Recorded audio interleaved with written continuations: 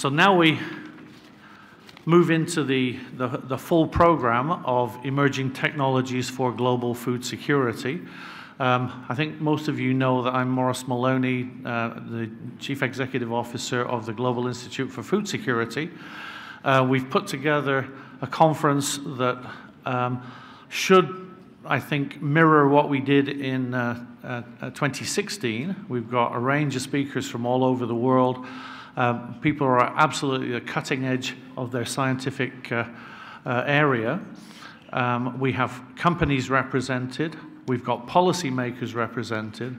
And most important, we've got people who actually do translate the technologies that are developed into the field in developing countries. And this is a most important part of what we're trying to achieve at this conference. So if I can start, I just want to say a couple of words of general announcements. I think, as you can see, we've got a large number of sponsors that have helped us to put this conference together. We want to thank them all, and we will thank them individually as we work through the program. We do have one major media sponsor, and that's Glacier Media Group, and they've also been helping to ensure not only that people in this room can hear what's going on, but that we can actually broadcast this further wide. And in fact, Arj, who's at the back here, is live streaming all of the plenaries. I already heard that we've had over 200 people dialing in from all over the world to hear what's been going on so far. And as we get into the full bulk of the program, I'm sure we'll hear an awful lot more. For those of you who tweet, I want to tell you we're trending 6th in Canada right now, and we want to be 1st in Canada by the end of this meeting, so it's up to you. And I'm sure there's plenty of good things that the audience will be able to tweet about as we move into this. We have a number of special events. Most important for today is after the proceedings this afternoon, there will be a reception. It's supposed to be a nice evening, and the reception will be out on the back lawn of the Bessborough, where we did it before. We'll have music and plenty of other kinds of entertainment. So I hope this will be a good networking opportunity for everybody. So with that, I would like to call upon two VIPs who are going to essentially welcome you all to the conference. As you probably know, the Global Institute for Food Security would not exist without a massive donation of money from Potash Corporation, which is now Nutrien through a merger with Agrium. And we've got the CEO of Potash, Jochen Tilk, who is now also the managing director of Nutrien's activities here in Saskatoon. And he is going to be the first person to welcome you all to the conference. Jochen.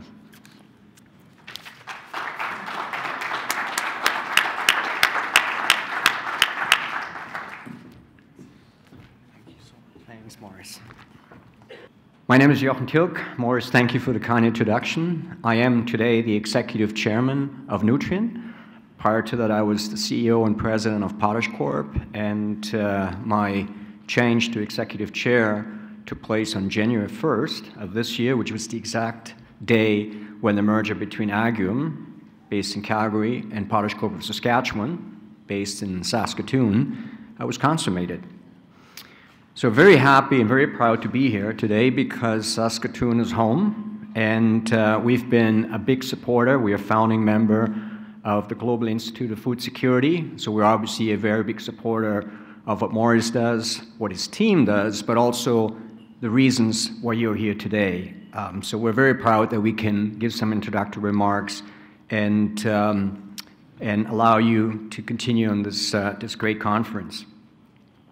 As I said, we merged in January of this year, 2018, and the two companies, Potash Corp and Agrium, most of you probably have heard of those names, joined, and we chose the name Nutrien to go forward.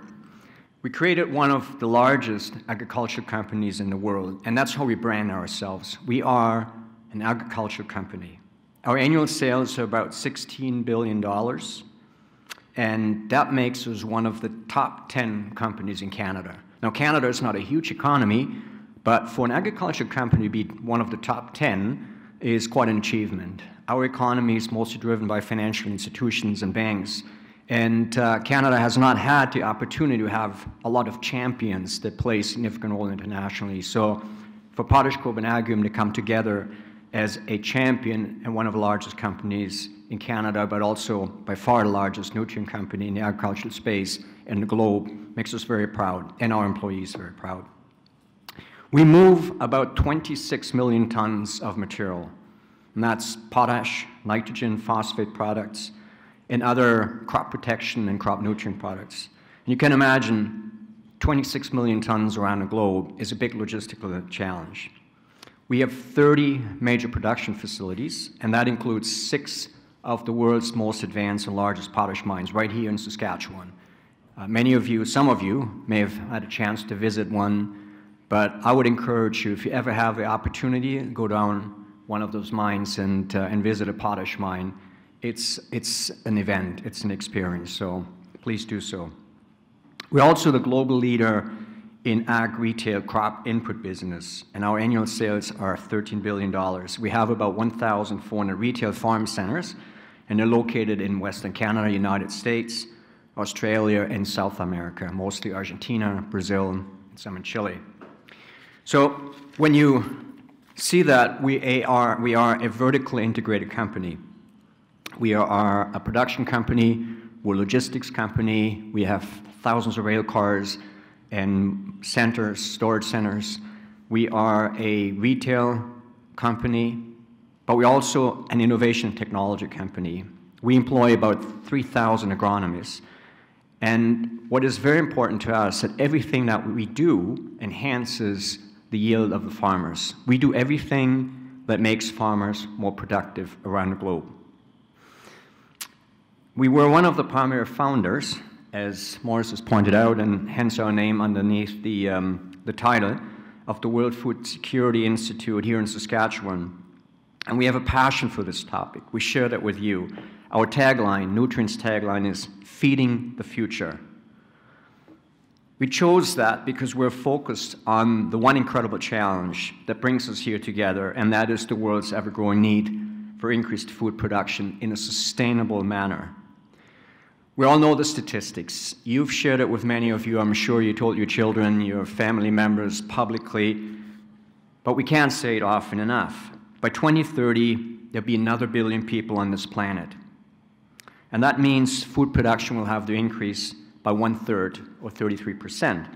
And by 2050, there's different statistics, but give or take, we expect our population to jump by another 2 billion, and that means our food production has to grow by 55%. And we have to accomplish that, not only in a way that everyone will be fed, but also that it's done in a sustainable manner. And I can tell you, you know that sustainable is a much more important criterion today than it may have been years ago. We cannot just increase food production. We have to do it in a way that protects people, our communities, the environment, and that everything that we do is safely for our generations to come. And that's in part why you're here today in this conference. It comes down, how do we achieve increased food security? You know that commercial fertilizer, which is a big part of what we make, is critical to global food production. It accounts for about half of today's world food production. In other words, without fertilizer, we would be producing approximately half. But the future is not in commercial fertilizers. The future is in how we can enhance innovation and technology across the entire agricultural sector. That includes better seed genetics, improved farming practices, crop protection products, and leveraging the latest technology across the entire value chain. So for us, it means that technology starts at our manufacturing facilities. If you go to our mines today, we employ a lot of technology. We look at how we can mine autonomously, where we expose people less to the environment and therefore protect them. It's in the research that we conduct on various products. But for us, the real potential lies in our ag retail operations, with a focus on bringing the latest products, the latest services, and the latest solutions to about 500,000 of growers globally, who we call our customers.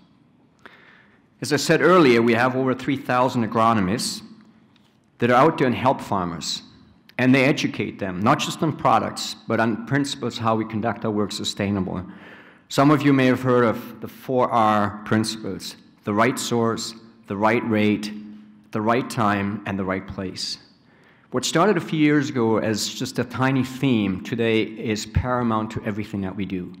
4R is our dogma. It's religion to us, because without protecting the environment, nothing is gained. In addition, we have a company that we call Echelon Precision Agriculture, and they have increasingly helped farmers to apply products in a much more precise way, getting the maximum potential from their fields, and recognizing that there's a variance in soil and yield potential across every centimeter of every field can be different. And if we vary the rate of application according to precision farming, we can not just minimize inputs, but make them far more efficient across the line. I want to share one statistic with you. Over the past 20 years, the corn yields in the United States have risen by 40%. However, fertilizer application rates have risen by only 3% over the same period. That means that the result of improved crop genetics and better crop input application techniques and products, including variable rate fertilizer application, made that possible. And that's precision agriculture. Now, we look globally, they also improved by 40%. Same increase. However, fertilizer applications have increased by 30%, a tenfold over that in the United States. So you can see the difference between the US and the world, but you can also see the potential and the responsibility that we have. Putting more into the ground is not the solution in the long term. It's got to be done smarter, in a creative and innovative way. So we believe the rate of growth in fertilizer use globally will start to slow. We see it to flatten. Now, that might be counterproductive for a fertilizer company, but it is the reality of the trend, and that's one that we would support in terms of innovation and technology. It will continue to grow, to be clear, just at a slower rate. And when we look at the ag sector, there are three overriding trends that we see in the future: productivity, complexity, and consolidation. Just some final comments on those. The focus of this conference is obviously on the first trend, that is productivity. Since the first crops were planted, the world has been on a relentless push toward improved productivity. And I believe, and my company believes, that it will be technology and innovation that will need to continue to deliver the increased food production the world needs. However, complexity is another key trend. There have never been that many choices in products, services, solutions in agriculture as there is today. It's like going to the grocery store and looking at the line of cereal. It's very confusing. You go into one of the retail facilities and the number of products and the number of options are enormous. Products change, and the permutations and combinations are dizzying. And our farmers around the globe need to make decisions.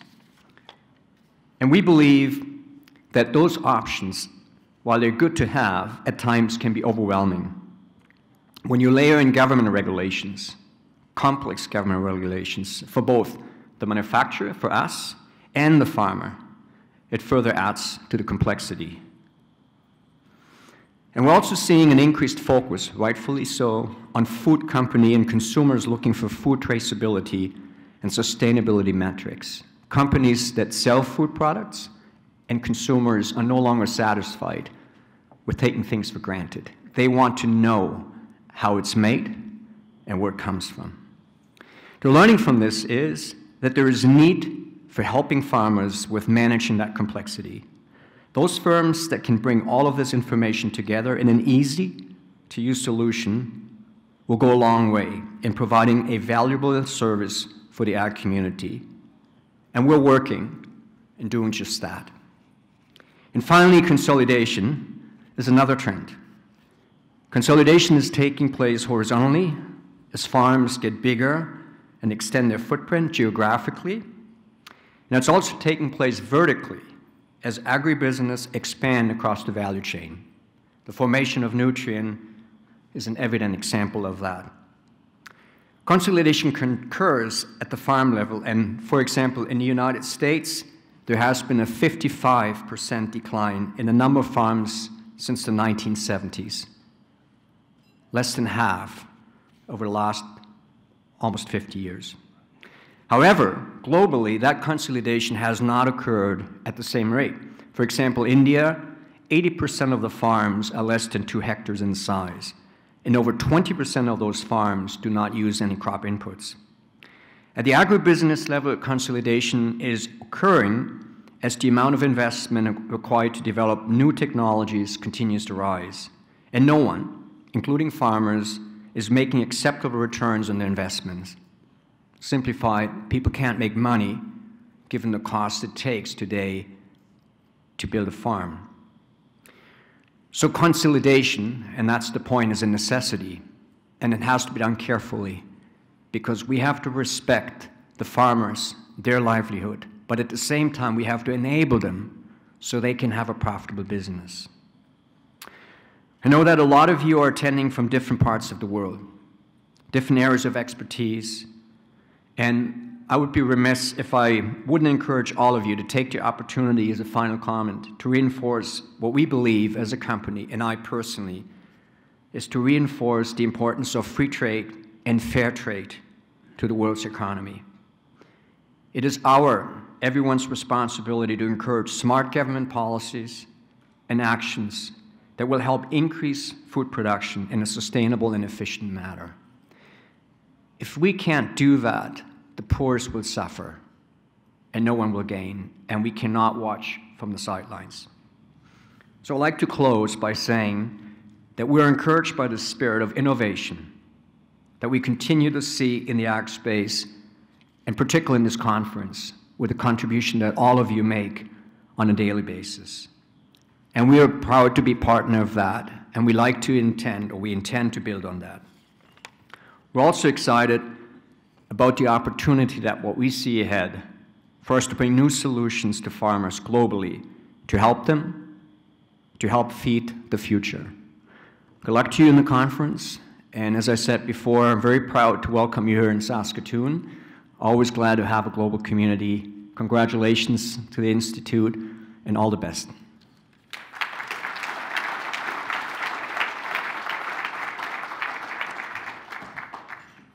Well, thanks so much, Jochen, for not only kicking off our conference, but actually inspiring us to think about the big picture and what our job is here at this conference and every day in our research. It's now my pleasure to invite Dr. Karen Chad, who is the Vice President of Research at the University of Saskatchewan, to bring greetings from the university.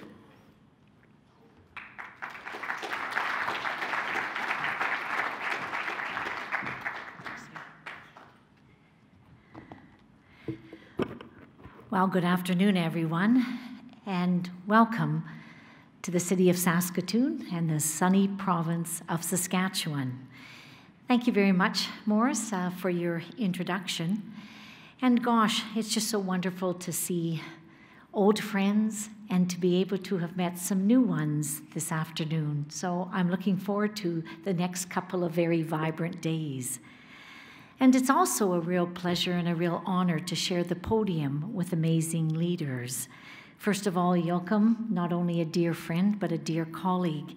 It's wonderful to have such inspiring leadership from a company, Potash Corp, and now Nutrient, that understands in a very strong and very powerful way what it means to work in partnership to help solve some of the tough questions of the day. And I know that Joachim's leadership has certainly been key in this pursuit. His passion, his determination, his innovativeness and creativity, and that of the company and now Nutrient is going to be such a key role and inspiration for us all. And of course, it's wonderful to have Maurice, the kind of the man behind the scenes, in front of the scenes. And it's great to have such a visionary man who actually knows how to do things, how to get it done, by who, by how, what, when, and why. So thank you very much, Maurice. Well, on behalf of the University of Saskatchewan, it's my great pleasure to welcome you from across the globe to our campus and to our city. As Joachim said, each and every one of you are working so very hard to meet one of our greatest challenges that face us, feeding a hungry world whose population, as we all know, will reach almost 10 billion within 3 decades. So quite simply, a huge thank you. As we know, developed nations need to increase their food production by 70%, and developing nations need to triple their food production by 2050 to meet those demands. For Canada, that means not only advanced research and technology for maximizing export food production, but it also means that we have to work with developing nations and transfer, translate, disseminate the knowledge together to improve their crops and ours. With nearly half of Canada's arable land and a long history of leadership in agriculture, Saskatchewan is well positioned to lead the way, and we are happy to do so with our partners in developing innovative and creative ways to help meet the global food demand. So as some of you know, the University of Saskatchewan has been a leader in agriculture innovation for a century. But maybe what you didn't know is a little bit of historical context. The University of Saskatchewan and the province of Saskatchewan actually were born right about that time. And in fact, the College of Agriculture and Bioresources was one of the first 2 colleges to be built when the university was founded. And the very first president, Walter Murray, said that such a college was necessary because it would help to build a new province. And build indeed did we do. But he also said a most profound thing as well. He said, as I build and grow this university, I am going to recruit faculty to the University of Saskatchewan, and I'm going to do this because I believe that Saskatchewan is a big place that needs people with big dreams. And so here we are today with important examples of that spirit. Of course, one of the biggest examples is the Global Institute for Food Security, commonly known as GIFS, and of course other centers for feed research, crop development, and livestock and forage excellence, which are all contributing to build a food-secure world. GIFS, a marquee flagship center led by Maurice Moloney, a man with a big vision, was established, as we know, in 2012 through a partnership between the University of Saskatchewan, Potash Corp, now Nutrient, and the province of Saskatchewan. These partners provided a total investment of $50 million, and that initial investment over a few short years has doubled since then to $106 million. GIFS now is a focal point for strategic research in agriculture and agri-food, and plays a key role in fostering multidisciplinary research in our bioscience cluster. Many of those talks we will hear over the next few days along with you all. So I'm delighted that over its first 5 years, GIFS has established itself as an internationally respected institute with top-quality science advisors and cutting-edge scientific programs. It has become a talent magnet and an agricultural research hub that's drawing international attention. It is drawing world-class researchers from many corners of the world, which absolutely it needs to do. Advanced facilities, including a suite of new laboratories, have been developed that enables these researchers to do their stuff and to thrive. Our Plant Phenotyping and Imaging Research Center, commonly referred to as PERC, which is led by the Global Institute for Food Security, was founded in 2015 with the initial investment of $37.2 million from a Canada First Research Excellence Fund Award that was given to the University of Saskatchewan. We expect PERC to be a unique resource for plant readers around the world by 2022, which will help to enhance Canada's leadership as a powerhouse in its agricultural research. But of course, as we lead along your side. The cutting-edge research and technology development at PERC will transform crop breeding and lead to innovative commercial spin-offs in sophisticated sensors, satellite imaging, robotics, and of course, big data analytics. Well, of course, we know the center since 2015 is already making a difference as it compiles and analyzes field data, and of course, the early results are exciting. Researchers and scientists in areas ranging from soils and plant science to computer science, engineering, public policy, and nutrition are all working to advance global food security. Their work is transforming plant traits and the breeding of large-scale crops, including wheat, canola, and lentils, which, as we all know, are essential in feeding a hungry world. Working in partnership with the Canadian Light Source here on our campus and our cyclotron facility enables these scientists to do cutting-edge research to advance plant science. PERC aims to train more than 60 graduate students and 35 postdoctoral fellows over its initial 7-year term, providing, as we expect from GIFS, its usual mode of operandus, providing unique training models and exciting research opportunities. Of course, the Center's International Scientific Advisory Committee and the Industry Advisory Committee have been key in providing important knowledge, important guidance, and important networks to this program. And it's exciting to hear from these folks that they too are seeing great progress in advancing this signature area of research. Our contribution to food security goes further. The U of S is now part of the protein industry's supercluster, selected this year by the federal government as part of its 10-year program to foster innovation in 5 sectors across the country. At the University of Saskatchewan's Crop Development Center, scientists have contributed by developing and commercializing nearly 400 crop varieties since 1971, and they continue to do so. It's also wonderful to see the connectivity of leadership in this global area of food security.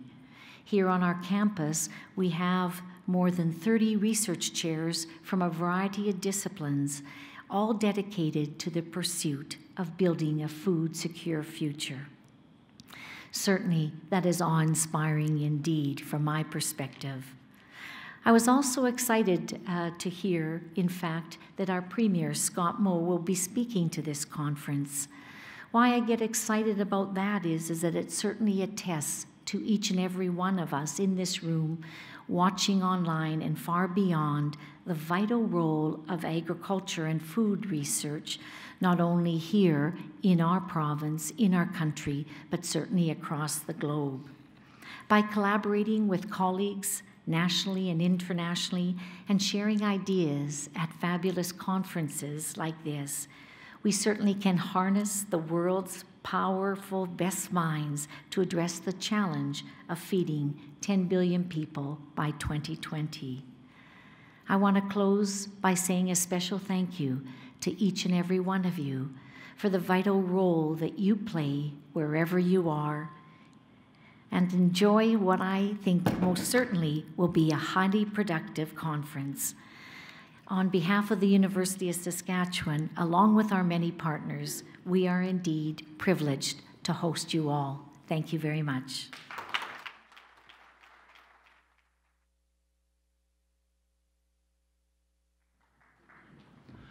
Well, thank you, Karen. And Karen was eloquent in reminding us just why this city and this university is considered to be one of the major agricultural research hubs around the world. And we hope conferences like this and bringing people in from all corners of the globe will increase our reputation and our visibility to the broader research and translational community. So thank you very much, Karen.